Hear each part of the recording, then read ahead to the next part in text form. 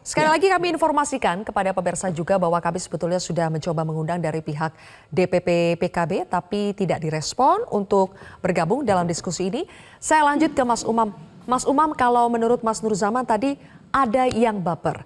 Nah, kalau katakanlah betul ada yang baper, apakah Menteri Agama menurut Anda perlu tetap lanjut saja dengan berbagai pernyataannya terkait dengan politik, bagaimana jangan memilih pemimpin yang ini, yang itu, lanjut saja dengan statement-statement seperti itu meskipun ada yang baper, atau supaya bapernya tidak berlanjut, sebaiknya hentikan statement yang seperti itu? Ya, diakui atau tidak, ya memang ada yang baper, tetapi di saat yang sama ada yang memancing untuk baper. Jadi ini sebenarnya sebuah interaksi timbal balik yang kemudian tidak perlu ditutup-tutupi. Betul tadi disampaikan oleh Mbak Zulfia bahwa kemudian ketika kemarin Gus Yakut menyampaikan statement terkait dengan Amin sebagai bid'ah. Iya memang betul dalam tradisi An-Nahdliyah itu ada bid'ah dholalah, ada bid'ah hasanah. Tetapi kemudian di dalam konteks diskusi yang disampaikan oleh Gus Yakut, sebenarnya itu kemudian sebagai sebuah sentilan secara sentimen politiknya memang cenderung negatif. Sehingga kemudian respon dari teman-teman PKB itu relatif cukup sensitif. Kalau misal dibahasakan oleh Mas Nur Zaman tadi sebagai baper.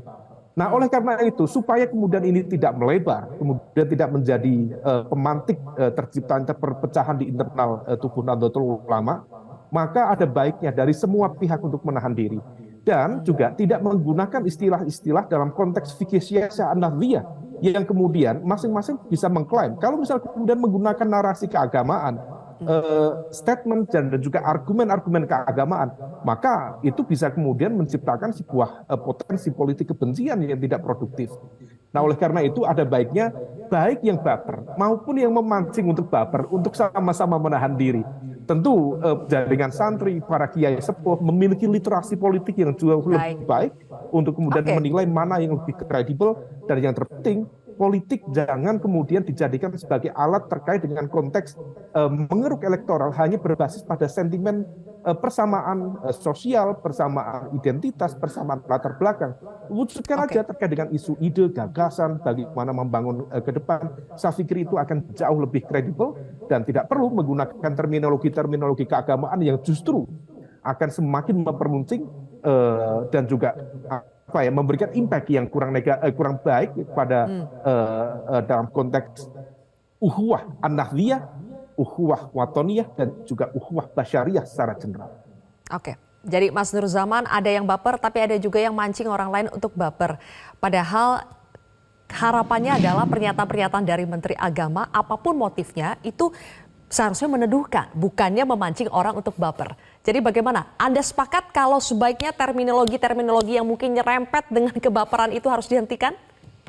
Oh enggak, gini, ada tugas Menteri Agama sekali lagi yang harus menyampaikan kepada publik untuk tidak menggunakan agama. Itu satu hal yang harus beliau sampaikan karena beliau memiliki mandatori, yaitu kehidupan keberagamaan sebagai Menteri Agama.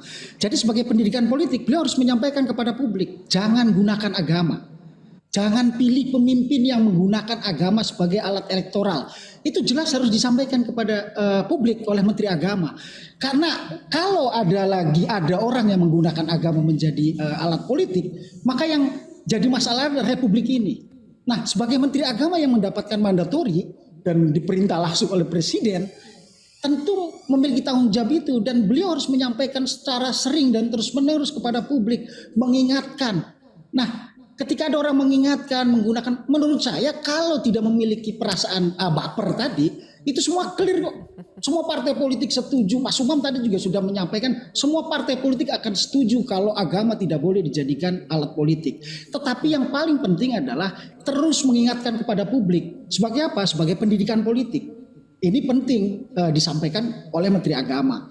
Nah, tinggal persoalannya, ya jangan baper gitu loh. Kok tidak mengarah siapa-siapa. Orang yang baper ini kan tidak menuduh siapapun, tiba-tiba dia merasa, itu yang lucu menurut saya.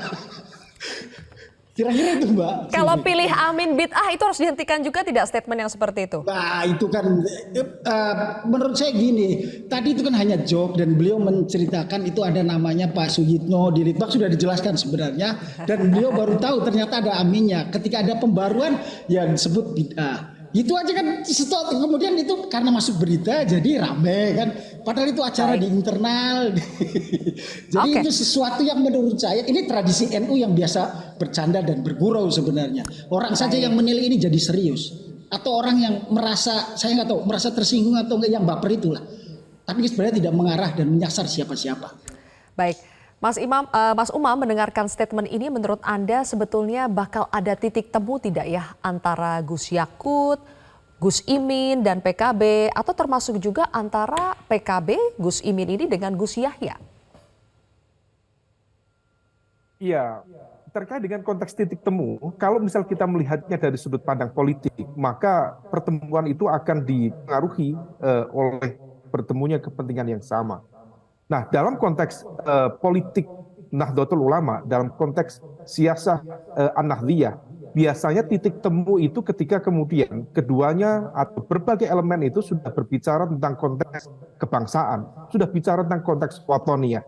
Ketika kemudian itu diletakkan pada basis itu, maka prinsip dalam fikih siasah an-Nahdliyah, ya apapun, ketika kemudian bicara tentang kebangsaan, itulah yang utama, itulah yang disampaikan oleh Hadratus Syekh Hasyim Asy'ari, menegaskan bahwa kecintaan kita terhadap negara bagian dari iman.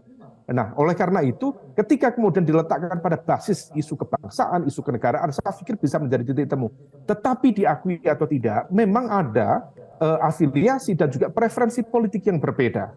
Nah, problemnya kemudian masing-masing perbedaan itu kemudian dibawa dalam konteks kelembagaan, yang kemudian di mana tokoh-tokoh tadi yang disebut oleh Mbak Zilvia, Gus Yakut sebagai Menteri Agama, Cak Imin sebagai Ketua Umum PKB, sekaligus adalah sebuah partai yang lahir dari rahim Nahdlatul Ulama itu sendiri, dan juga Gus Yahya sebagai Ketua Umum PBNU saat ini.